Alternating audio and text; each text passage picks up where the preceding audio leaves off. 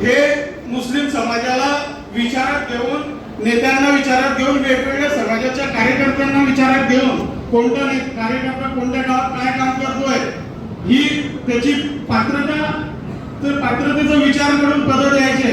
परंतु मला असं वाटतं की आता पूर्ण जिल्ह्यामध्ये 2 किंवा 3 जर मनोहर भाई आणि आमचे एजाज भाई जर धरले तर कोणत्याच मुस्लिम कार्यकर्त्याला महत्वाच्या पदावर आता संधी नाही आहे.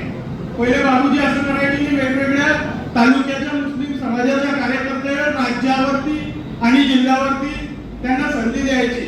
तर माझं असं म्हणणं आहे की तीच प्रथा परत चालू झाली पाहिजे.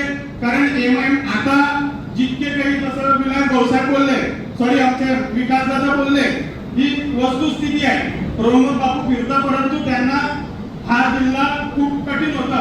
भैया साहेब एकदम भिंगरी लावून फिरायचे, आजही फिरताय. तर हा जिल्हा मी एवढंच सांगायचं आहे की जशी काँग्रेसची विचारधारा चालली की 3 जिल्हाध्यक्ष झाले पाहिजे, तर एक छोटा कार्यकर्ता म्हणून माझी मागणी आहे की पक्ष जर वाढवायचा असेल तर या ठिकाणी 3 कार्याध्यक्ष आणि 3 जिल्हाध्यक्ष झाले पाहिजे असं मला वाटतं. आणि मुस्लिम समाजाला खऱ्या अर्थाने प्रवाहामध्ये आणलं पाहिजे.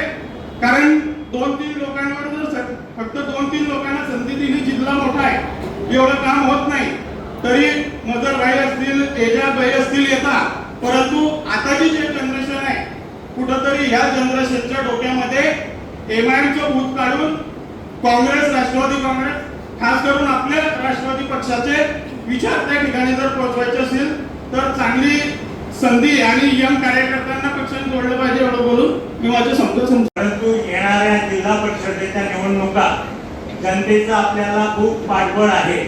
पण आपला पक्ष फक्त कागदावर मजबूत आहे. ग्रामीण भागात आपण गेलेलो नाही. लोक आपल्या जाण्याची वाट पाहत आहेत. आपला व्यासपीठ फक्त तुडुंब भरलेला असतो, परंतु आपण कार्यकर्त्यांशी जोडलेले नाही. माझी स्पष्ट भावना करायची. हीच भावना मी आदरणीय पवार साहेबांसमोर यशवंतराव चव्हाण सेंटर मध्ये पण मांडली होती. आजही मांडतोय, स्पष्ट बोलतोय. परंतु माझं संघटन वाढावं, जिल्हा परिषदला आपल्या जागा जास्तीत जास्त मिळवून यावं. नाहीतर जळगाव महानगरपालिकामध्ये मागच्या वेळेला 0, आता 0 आणि भविष्यात सुद्धा 0 व्हायचं नसेल तर याला पर्याय नाही. पक्षाची संघटना जोरदार वाढवावी लागेल. एवढं मी बोलतो, माझे भाषण संपवतो. विनंती करेल, माझी तक्रार आपल्याविषयी आहे की तुम्ही आम्हाला पण विश्वासात नाही घेत. बरोबर आहे का? नाही, मी असं म्हणेन की तुम्ही जे तुमच्या जवळपासच्या तुमच्या मतदारसंघातील महिला असतील तर त्यांना पण तुम्ही सोबत घेतलं पाहिजे असं माझं प्रामाणिक मत आहे. ते तुम्ही घ्यावा. तुम्ही घेतात, मला तर येतातच घेतात, काही तो प्रश्न नाही, पण तू घेतला गेला पाहिजे. अजून जास्त आपलं पक्ष संघटन महिलांचं वाढलं पाहिजे. कारण आमच्या जवळ प्रदेशाध्यक्ष आहेत तर आमच्या अपेक्षा खूप जास्त आहेत. डेफिनेटली राहणार आहे.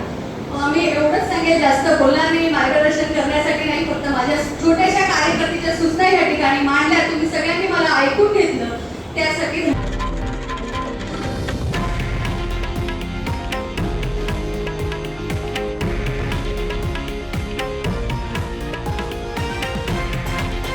हे आहे देशातील नंबर 1 न्यूज नेटवर्क आणि आपण पाहत आहात TV9 मराठी, एकमेव.